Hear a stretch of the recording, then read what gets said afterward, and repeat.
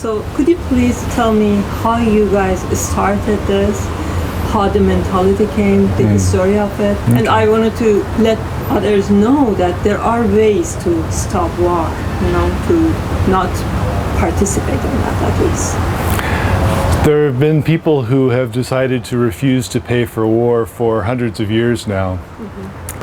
War tax resistance is the refusal to pay for war, or the attempt to refuse to pay for war. And people go about it in many different ways. First, could you please introduce yourself? Okay, my name is David Gross. I'm a writer and editor and a member of the National War Tax Resistance Coordinating Committee. So there is a community for that? Yes. Oh, okay. We're meeting here at Casa Roja this weekend. We have meetings around the country twice a year, and we go from place to place. We're meeting in Los Angeles this weekend, but we meet all over the place. And we come together to talk about war tax resistance, how to refuse to pay for war, and the various ways to go about it, and to work with the consequences and ramifications of that decision.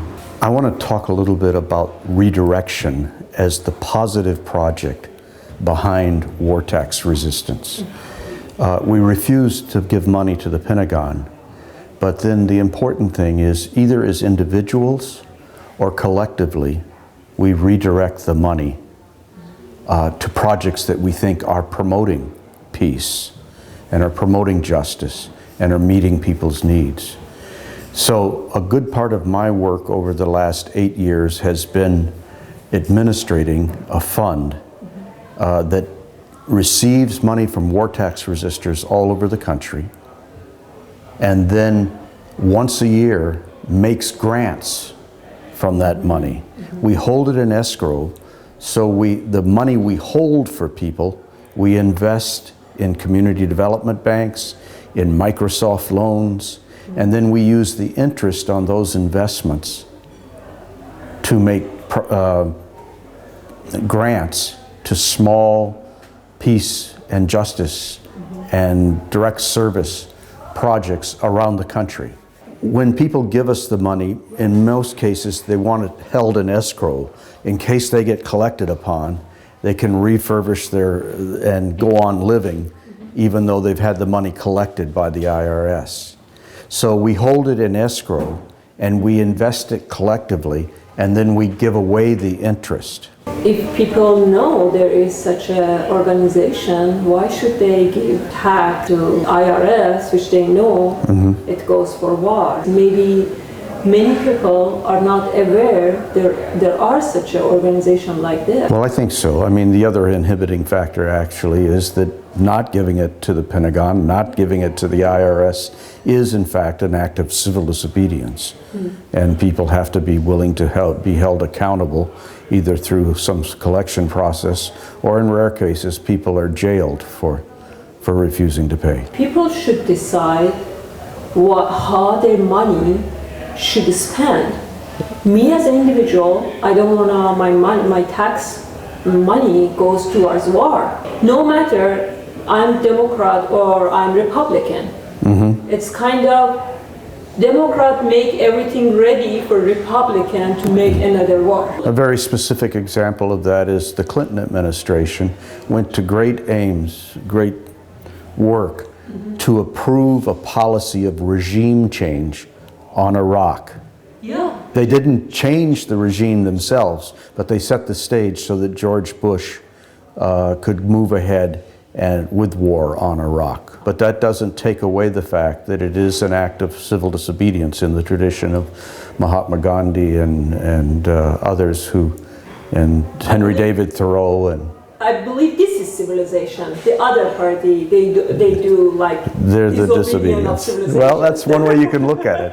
It's one way you can look at it. But I think as war tax resistors, we're conscious that we are in fact violating a law of our country because our conscience tells us that we can't pay for war, that we can't pay for the killing of other human beings, and that this massive theft that's going on in taking money that has been collected for the common good and using it for the Pentagon.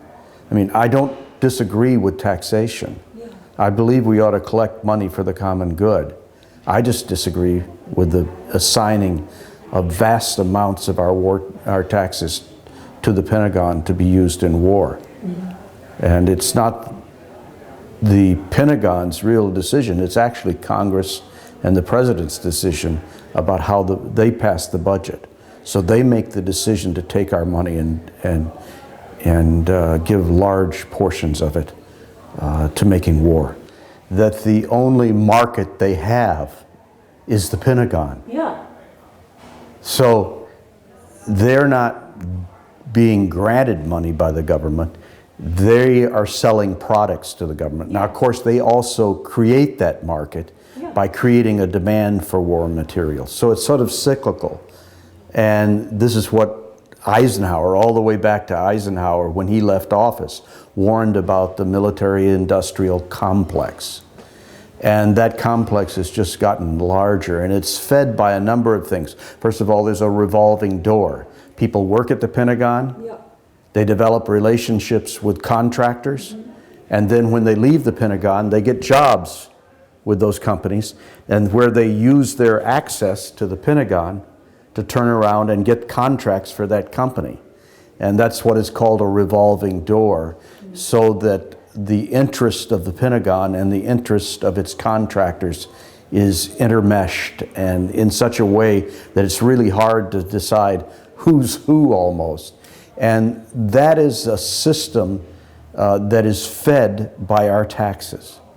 And that's why we as war tax resistors think that we are in fact not only following our conscience, but we're trying to point to a very large contradiction in our system, that it's supposed to provide for the common good, and in fact it's providing profits for a very few people, and those profits are based on the need to go to war over and over again to keep the market for products that the Pentagon wants open.